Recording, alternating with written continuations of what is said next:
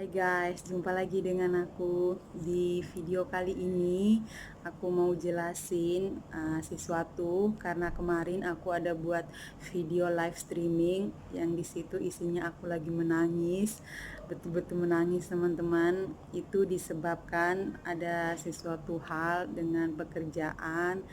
Jadi bagi yang penasaran, saksikan terus ya, jangan kemana-mana.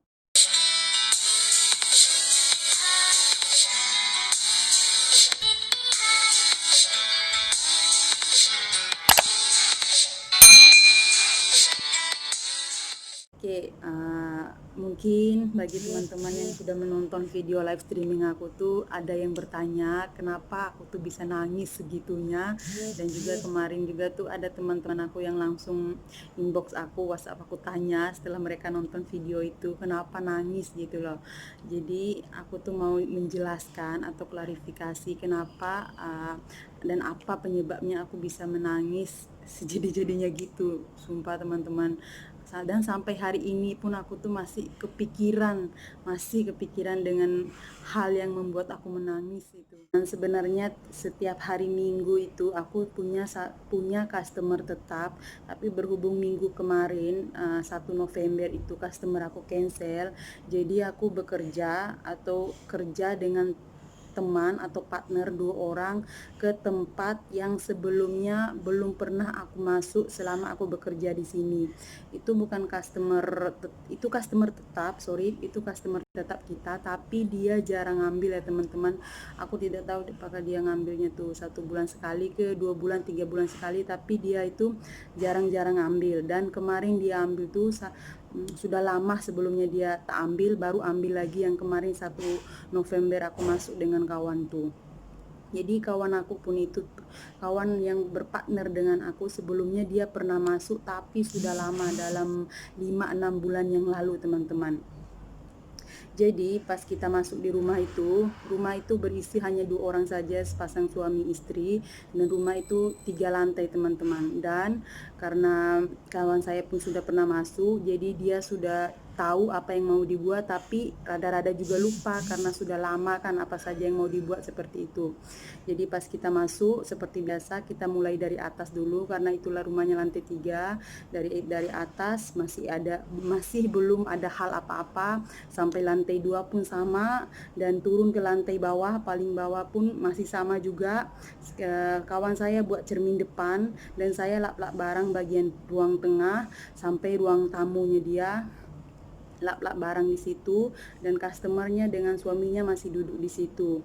Dan karena ruang tamu tuh saya sudah siap lap, jadi akhirnya saya keluar ke belakang bagian dapur.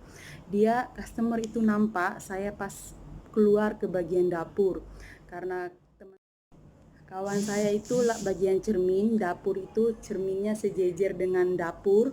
Jadi kawan saya lap cermin, saya lap dapur. Jadi pas lap dapur itu sebenarnya customer datang, dia nampak saya sudah mulai start lap dapur. Lepas itu dia keluar lagi, duduk lagi di ruang tengah. Karena sudah separuh jalan, mungkin dia baru tersadar. Lepas itu dia masuk, saya lagi lap dapur teman-teman. Pas tuh dia tanya sama saya, kamu buat apa? You buat apa? Karena dia menggunakan bahasa seperti itu ya teman-teman.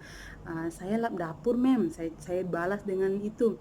Pas tuh dia sudah dengan emosi sedikit naik, dia bilang seperti ini teman, emosinya, you tahu tak, ini kitchen. Dia sambil nunjuk gitu, sambil nunjukkan tempat dapur itu yang saya lap itu. Lah dalam hati aku, iya tahu aku ini dapur itu.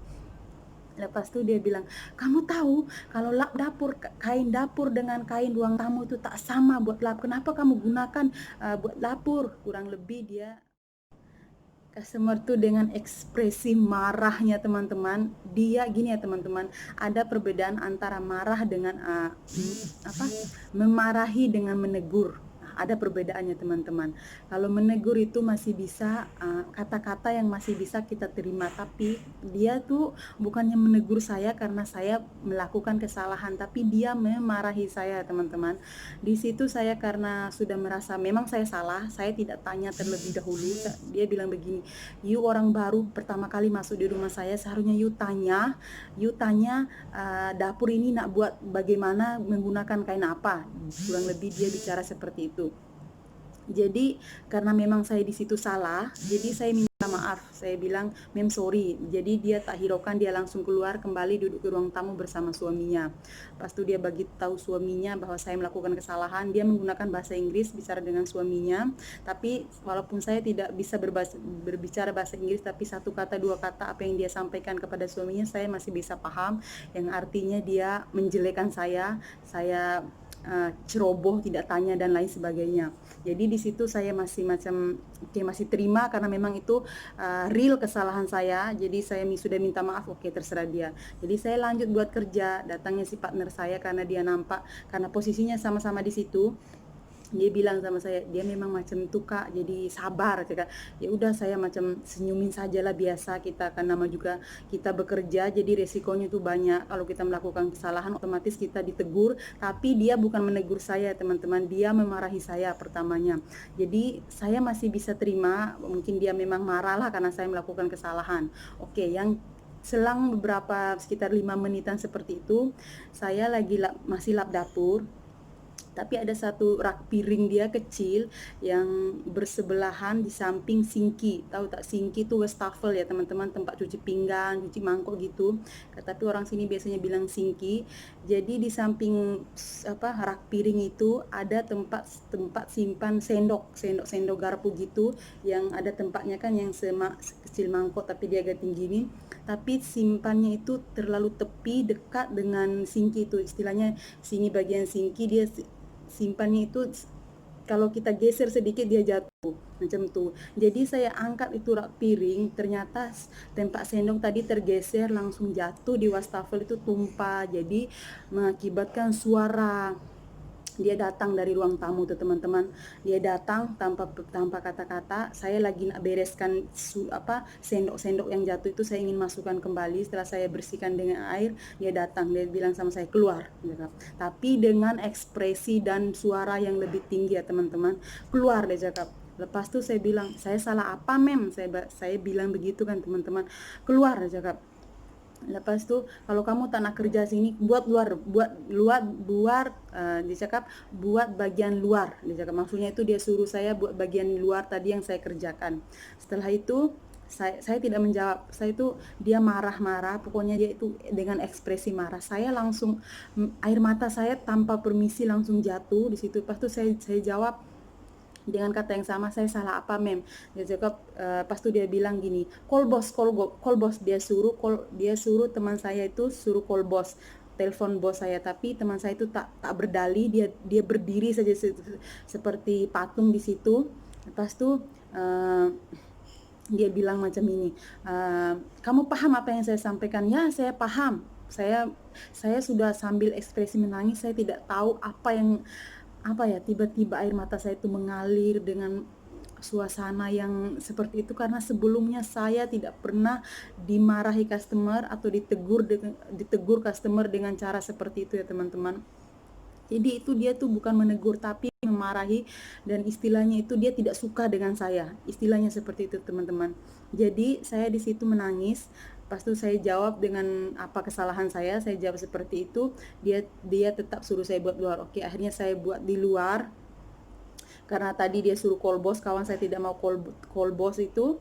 Pas itu dia call sendiri bos saya, dia sampaikan dengan bahasa Cinanya tuh bahwa saya ini tidak bisa bekerja atau tidak pandai bekerja, saya buat kesalahan dan lain sebagainya, yang apa yang dia lihat tadi lah. Mungkin dia berpikir sendok tadi tuh sengaja saya banting atau sengaja saya buang, macam itulah, mungkin seperti itu pikirannya dia. Akhirnya saya mengalah. Saya macam, karena memang, tapi dalam hati saya tuh menangis teman-teman. Waktu saya sapu bagian ruang tengahnya sapu, tapi sambil penyapu itu air mata saya itu menangis teman-teman, menetes dengan sendirinya. Karena apa? Untuk pertama kalinya saya dimarahin sama customer seperti itu hanya hal sepele teman-teman. Kalau bisa di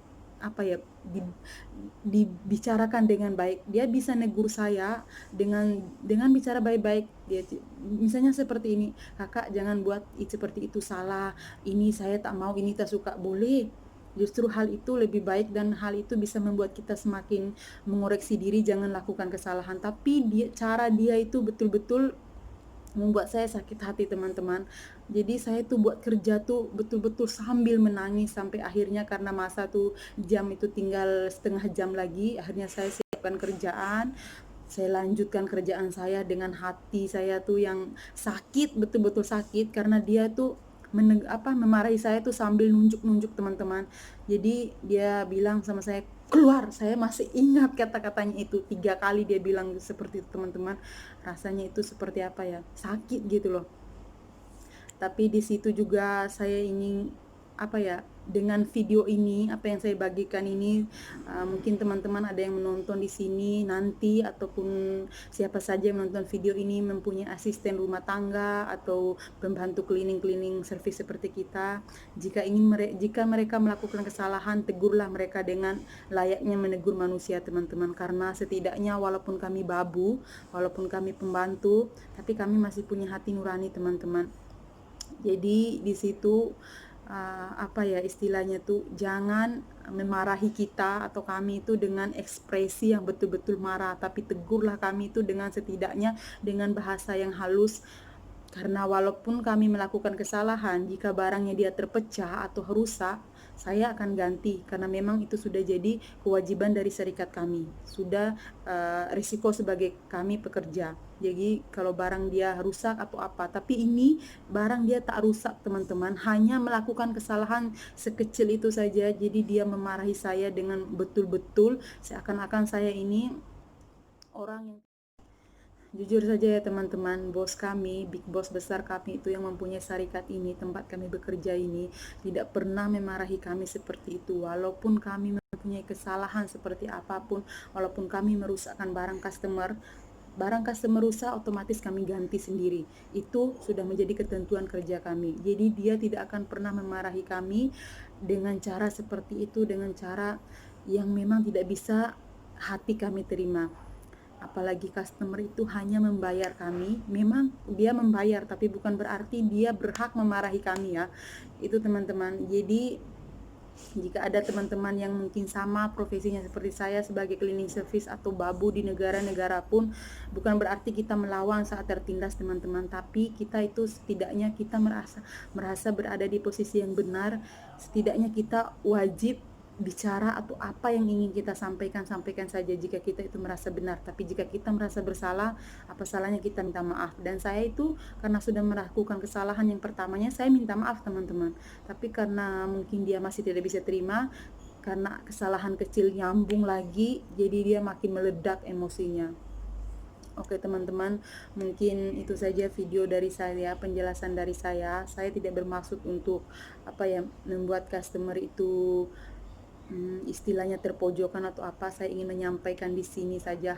Itulah hal yang membuat saya kenapa sampai bisa menangis di live streaming itu, dan kenapa saya buat live streaming itu, karena saya ingin mengabadikan momen itu agar jadi kenangan terindah buat saya teman-teman.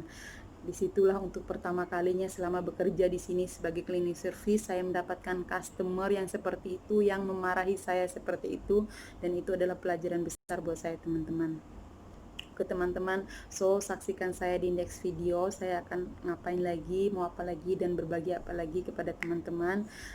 Jangan lupa like, comment, subscribe, and share ya. Bye bye.